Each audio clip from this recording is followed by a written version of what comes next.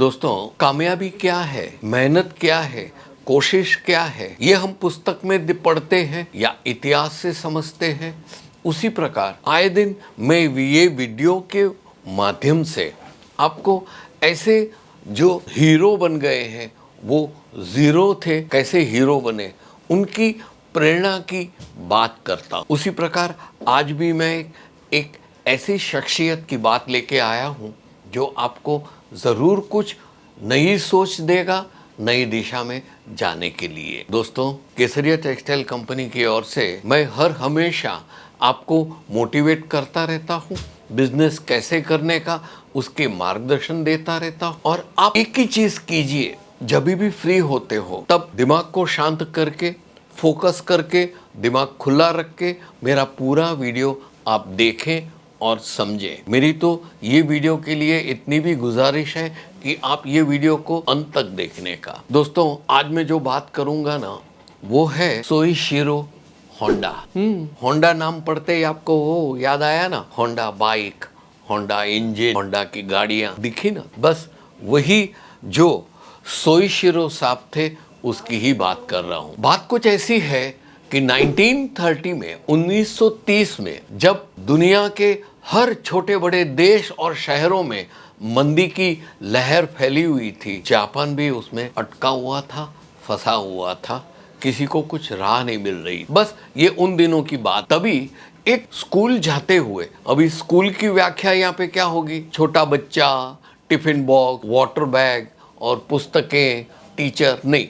School का मतलब यहाँ पे यह होता है कि आप कोई भी उम्र के हो, आप कुछ सीखने जाते हो जहाँ पे उसको स्कूल कहते हैं। तो वैसे ही एक स्कूल में एक नन्हा सा बालक था। 1930 में ये जिसकी मैं बात कर रहा हूँ, होंडा साहब, ये सोइशिरो होंडा साहब स्कूल में जाते थे और कुछ न कुछ करते थे।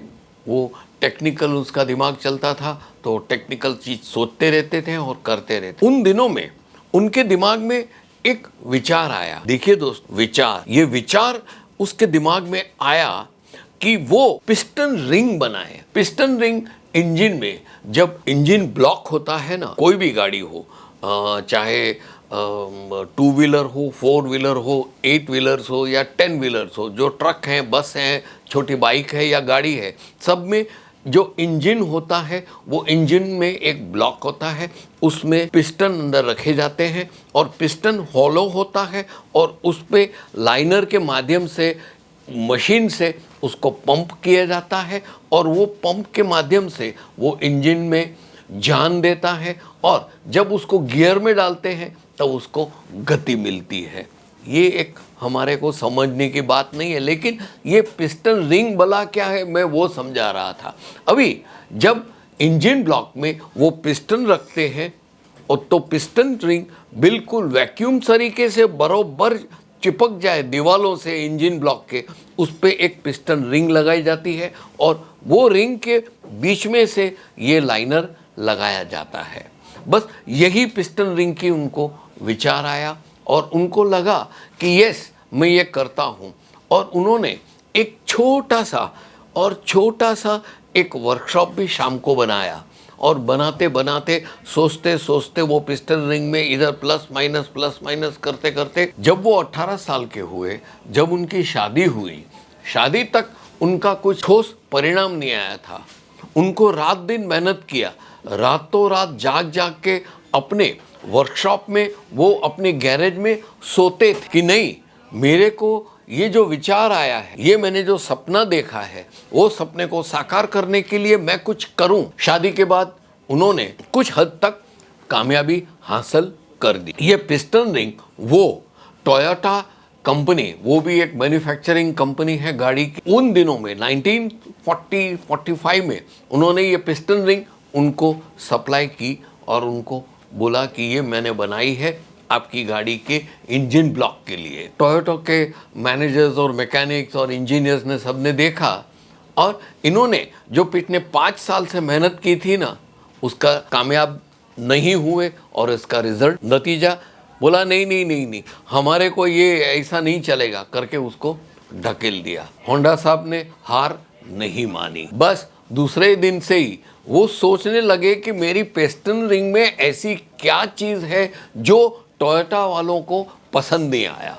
रात दिन फिर लगे रहे, ऐसे करते करते करते वो दिन के बाद 2 साल पश्चात टोयोटा को वो पिस्टन रिंग उनकी क्वालिटी के मुताबिक बना के दी और सप्लाई देने का वादा किया। कॉन्ट्रैक्ट भी मिला। अभी आता है नेक्स्ट इश्यू। उनको कॉन्ट्रैक्ट तो मिल गई, अभी ये सप्लाई कैसे करेंगे, उनको मैन्युफैक्चर करना पड़ेगा ना। तो तभी 1944-45 में जब वर्ल्ड वॉर चल रही, उन दिनों में जापान में सीमेंट की कमी, पत्थर की कमी, रेत की कमी, सब चीज़ की कमी थी, लोहे की कमी थी। तो ऐसे माहौल में वो अपनी फैक्ट्री कैसे बनाए कि भाई वो फैक्ट्री के अंदर वो पिस्टन रिंग बना के टोयोटा को सप्लाई करे। फिर भी जब ज़ीरो रिजल्ट आया कि उनको फैक्ट्री बनाने की कोई व्यवस्था ही नहीं है, तो उसने हार नहीं मानी। दोस्तों, यहाँ पे हार पे मैं देखो कितना वजन देता हूँ, आप समझना। यहाँ तक उन्होंने रात दिन अपने भाग दौड़ करके एक ऐसी बिंदास फैक्ट्री बनाई। सीमेंट, पत्थर और रेत का ऑल्टरनेट क्या हो सकता है, वो दिमाग लगा के उन्होंने रात दिन अकेले जाग के बराबर उसने फैक्ट्री बनाई और वहाँ पे पिस्टन रिंग बना के आगे निकले। कहानी यहाँ पे ख़त्म नहीं होती है, यहाँ तो शुरू होती है। सेकेंड वर्ल्ड वॉर में जब हवाई जहाज़ों की बौछार चल रही थी, तब उनको बॉम्बिंग में इनकी फैक्ट्री को नष्ट किया गया। वापस आ गए ज़ीरो पे। होंडा साहब फिर भी हार नहीं माने, उन्होंने फिर अपनी मेहनत और लगन से शुरू किया और सप्लाई धीरे धीरे शुरू किया। उन दिनों में एक बड़ा सा भूकंप आया, तीसरी बार उनकी फैक्ट्री नष्ट हो गई, फिर भी होंडा साहब हार नहीं माने। दोस्तों, ये सब होते हुए भी उन्होंने हार नहीं मानी। और जब वर्ल्ड वॉर चल रही थी, उन दिनों में साइकिल का बहुत ही प्रयोग होता था। होंडा साहब को विचार आया, ये लोग पैडल मार मार के थक रहे हैं, तो क्यों ना मैं एक छोटा सा इंजन बना के साइकिल में फिट करूं, ताकि सब आराम से जल्दी कुछ काम निपटा सके। ये विचार आया, उन्होंने इंजन बनाया और उन्होंने जितनी साइकिल उसके हाथ में थी उसमें फिट किया और बेची। फिर प्रॉब्लम आया, नो मनी। उन्होंने अपने बीवी के सब गहने गिरवे रखे, अपने पास जो भी कुछ बचा कुचा था वो सब बेच दिया और उन्होंने अनगिनत साइकिल जो बनाते थे उनका संपर्क किया और उनसे प्राप्त किया कि भाई आप, उन्होंने 18,000 साइकिल बनाने वालों को जापान में संपर्क किया कि भाई आप मेरे साथ कोलैबोरेशन कीजिए, मैं आपको ऐसा इंजन देता हूँ, ऐसा मशीन देता हूँ। लेकिन कोई माना नहीं, सिर्फ 5,000 साइकिल वाले माने और उनके साथ से उन्होंने धीरे धीरे हार नहीं मानी थी ना। वो मेहनत करते गए। उन दिनों में वर्ल्ड वॉर के कारण जो पेट्रोल की, डीजल की या तो फ्यूल जिसको बोलते हैं, उसकी तंगी आने के कारण अमेरिका ने बड़ी गाड़ियां बनाने का बंद किया और छोटी गाड़ी बनाने का शुरू किया। तब होंडा साहब ने छोटे छोटे इंजन बना के छोटी गाड़ियां बनाई और उसने धीरे धीरे अपना व्यापार अमेरिका तक लंबा किया। यहाँ पे बात खत्म नहीं हो, वो एक और बड़ी मुश्किल में आ गए। अभी करें तो क्या, ऐसी सब मुश्किलों का सामना करते उन्होंने हार नहीं मानी, अपनी कोशिश करते रहे, क्योंकि उन्होंने एक विचार पैदा किया था दिमाग में, जो उसका सपना था उसको साकार करने। दोस्तों, आज के दिन में होंडा कंपनी क्या है, हर दुनिया के हर कोने के हर गांव में सब जानते हैं होंडा कौन है। मित्रों, आज जापान और अमेरिका में उनके 1 लाख से भी ज़्यादा कर्मचारी काम करते हैं और करोड़ों डॉलरों का टर्नओवर करते हैं और आज भी मानी हुई नंबर 1 कंपनी है। दोस्तों, ये वीडियो लंबा है लेकिन आप अंत तक रहे, इसके लिए मैं शुक्रगुजार हूँ। लेकिन दोस्तों, एक बात यहाँ पे समझो, ये पूरी बात से आप समझते क्या, होंडा साहब ने 3 चीज, एक तो ये है उन्होंने विचार किया कि I want to do something, मेरे को कुछ करने का है। दूसरा, वो जो कुछ भी करना चाहते थे उसके सपने देखे।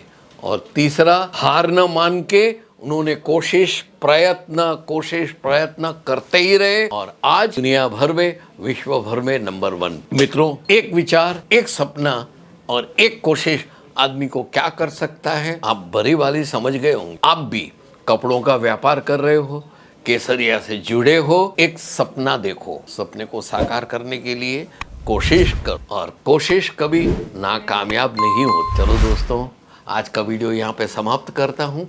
नमस्कार। साड़ी कुर्ती या हो लहंगा, सही दाम का नाम केसरिया।